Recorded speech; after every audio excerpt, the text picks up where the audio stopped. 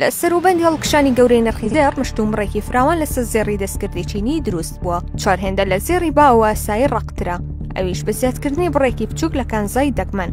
لە نێوان 120 بۆ 125 کۆی فرۆشی زێڕ لە وڵاتەدا پێک دەهێنێت. زێڕەکە عیارە 24 و 99.9 پوختەی زێڕە، لەگەڵ 0.1 کانزاکانی ئیندیۆم و زینکە. سەرەڕای گۆڕانکاری لە پێکاتی زێڕ لەم داهێنانە چینیەدا، بەڵام توانی ویانە برێقە و ڕنگ و ڕقی بپارێزن. ئەم تێکەڵە نوێیە خشڵ بە دیزایانی جوانتر و کێشی سوکتر بەرهەم دەهێنێت.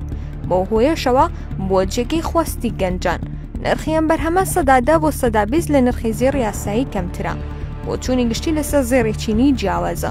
هەندێک وەک فێڵێکی بازرگانی چینی سەیری دەکەن بۆ پڕکردنەوەی خواستی بازار دوای بەرزبوونەوەی نرخی زێڕ بۆ ئاستی پێوانەی. هەندێکی دیکەش بە داهێنانێکی تەکنیکی دەزانن کە ڕقی کانزاکە بەرز دەکاتەوە. شارەزایانی بواری زێڕەنگەری پێشبینی دەکەن زێڕی نوێی چینی لە بازاڕە جیهانیەکاندا بتەقێتەوە، لە داهاتوودا گەشە و قازەنجی بێوێنە بەدەست بهێنێت. لەگەڵەوەشدا چاوەڕوان نەکرێت زێڕی چینی کاریگەریەکی بەرچاو لەسەر نرخە مێژوویەکەی زێڕ دروست بکات. چین پێشتر هەمانەزبوونی لەسەر ئەڵماس تاقی کردوتەوە. لە ئێستادا هەفتانە 20 ملیۆن پارچە ئەڵماسی دەستکرد بەرهەم دەهێنێت کە نرخیان لە 160 بۆ 170 کەمترە لە هاوتا سروشتیەکانیان.